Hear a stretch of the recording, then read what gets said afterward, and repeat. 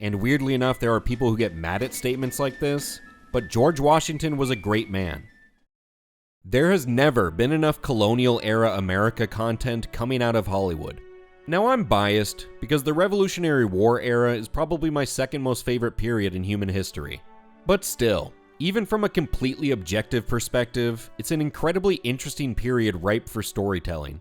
And one where, in such a short period of time, some of history's most unbelievable figures lived and helped shape the world we find ourselves in today. Yet, in Hollywood, it's always been an underserved era, with people having to fall back on The Patriot or something like the TV show Turn.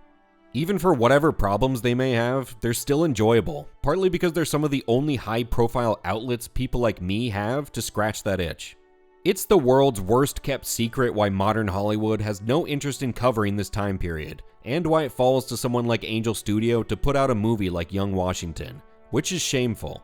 Because George Washington was a real-life hero, plain and simple. The impact he left on the United States was not an accident or luck. Everywhere you see his name or his visage, that's the earned legacy of one incredible man at the heart of the formation of our country. So it's only fitting that, as a movie, Young Washington is a classical hero's journey. An ambitious young George Washington shunned the ideas of the old world, ventured into the unknown to strive for more out of life.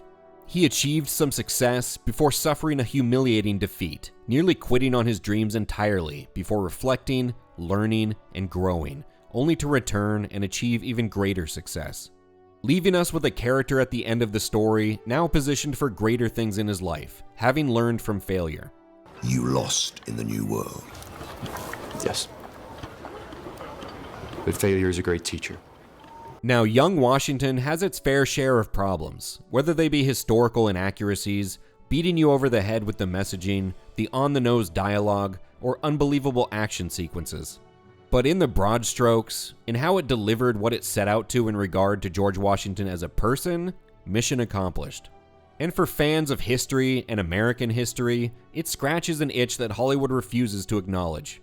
But we'll talk more about all that after we get in a recap of Young Washington. So for anyone who's unfamiliar with the history, or hasn't read a US history textbook, or who isn't that far removed from their school days where schools have basically stopped teaching history now, here's a spoiler warning, I guess.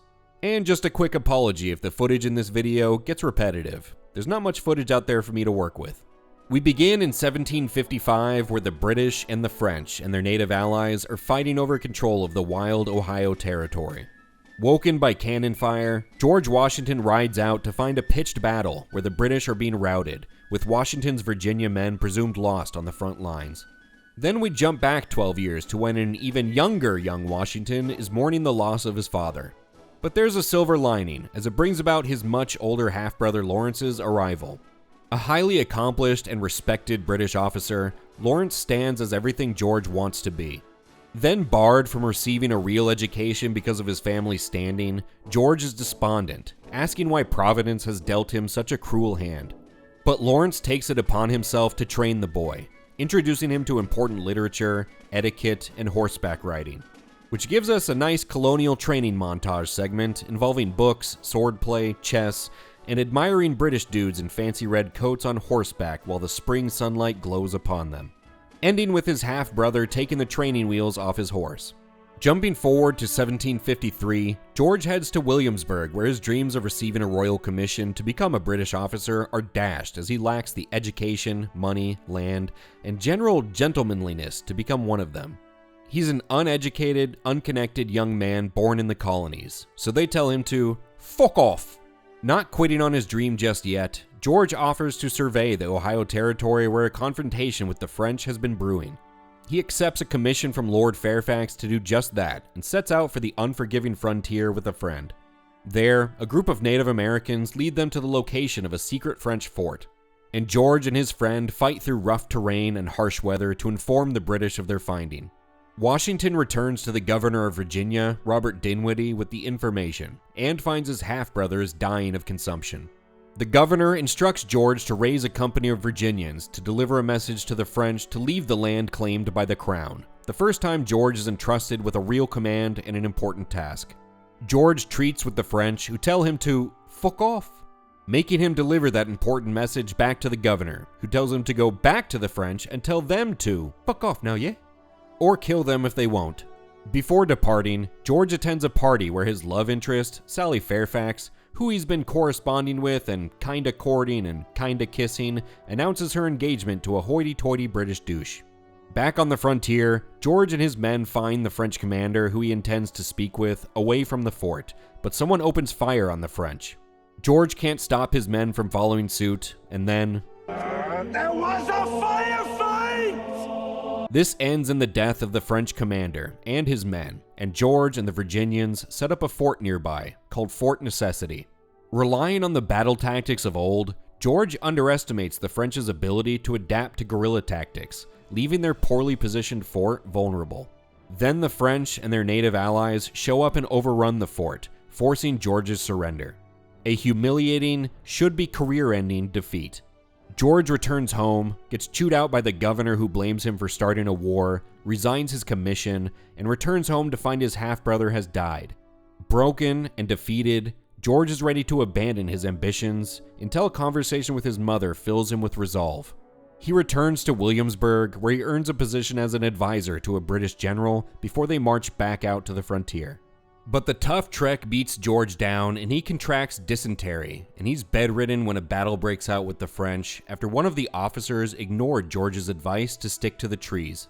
The British are routed and George awakens back at the moment from the start of the movie. He rides out to find the British in retreat, his Virginia men trapped at the front of the bloody battle, and a suicide run back to the general laying before him. George makes that run and finds the general dying, having never ordered a retreat, and he gives his final instruction to Washington to rally the men. George does just that, riding to the front and stepping out to distract the French and the natives, apparently protected by Providence as none of the shots fired at him find their mark. Then his men flank the enemy and win the day. Some natives admire George as a legend, chosen by destiny due to his survival that day, and after he autographs all of their hatchets, he returns home where he chalks his survival up to a divine hand. The governor then commissions him to lead the Virginia militia, makes him a colonel, and George has just one fashion request.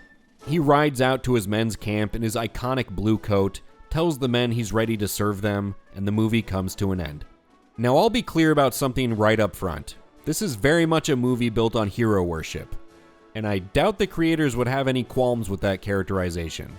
That's what this movie is, after all. But I don't think that's a bad thing in the case of historical figures, and when no one is disputing that that's what they're doing with their movie.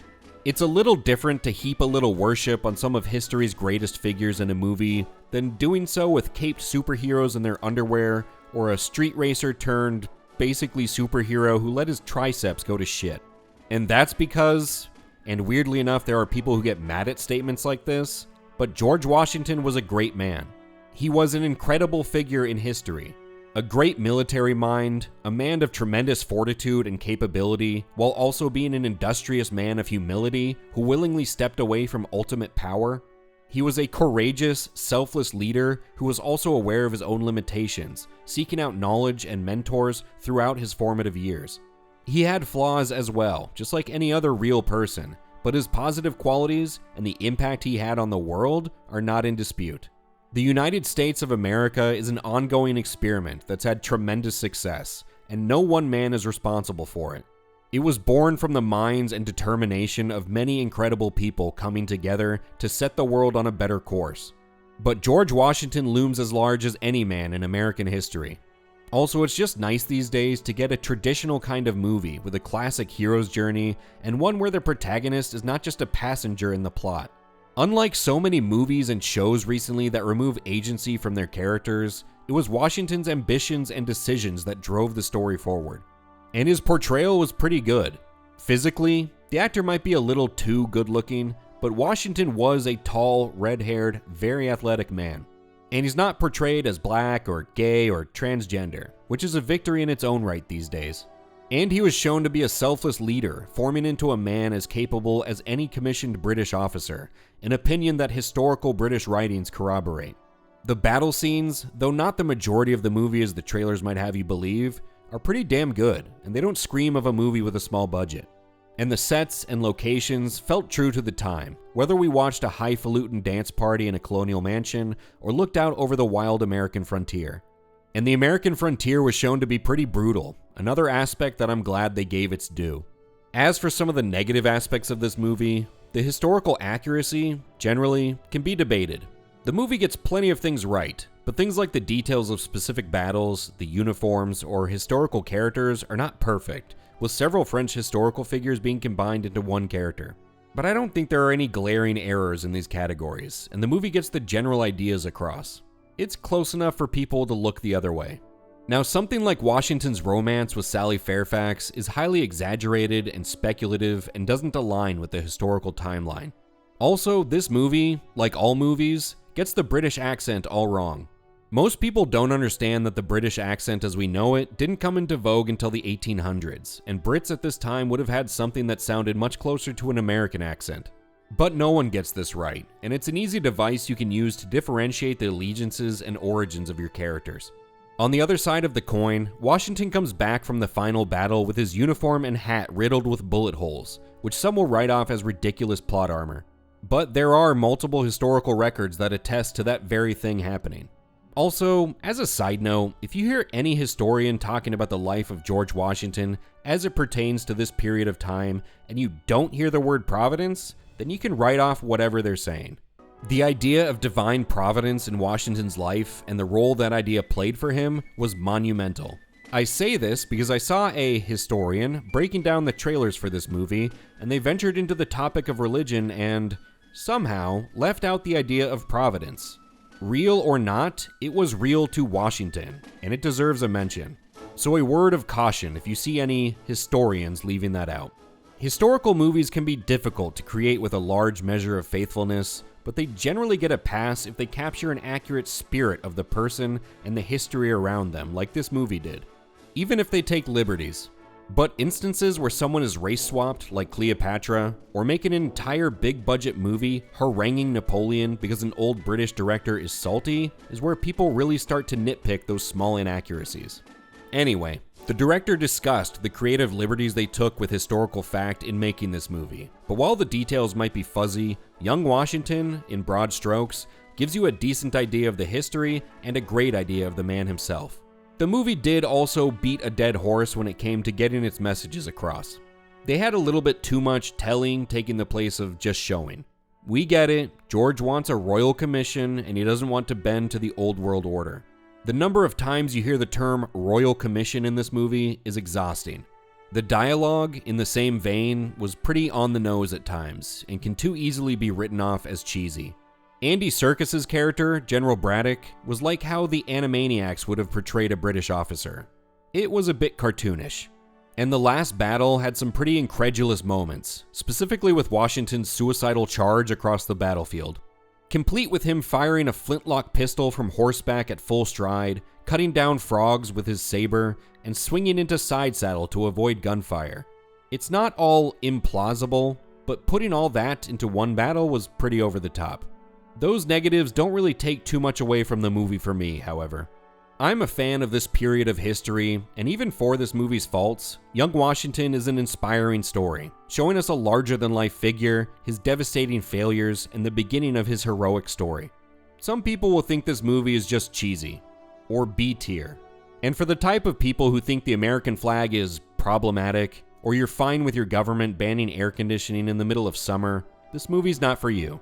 But if you've got a hankering for a little patriotism this 4th of July weekend, or want to see an inspiring glance back into US history, I think you'll enjoy Young Washington.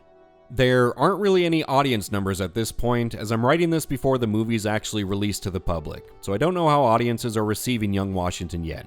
But I feel like I can already see some of the headlines that a certain segment of critics are getting ready to post. As for the box office, apparently they're eyeing just over $20 million for opening weekend.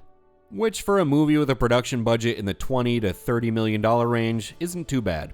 I have no idea if there are any kind of movies planned to continue this story. But if they're going to make this a trilogy, with the movies General Washington and President Washington to follow this one, I'm here for it. Did you even know this movie was coming out? Do you have any interest in seeing it? Let us know in the comments. And remember to like the video if you liked it, and subscribe to HateWatchers for reviews of other current shows and movies. Thank you for indulging in a little patriotism with me today. Happy 4th of July, and I'll catch you on the next one.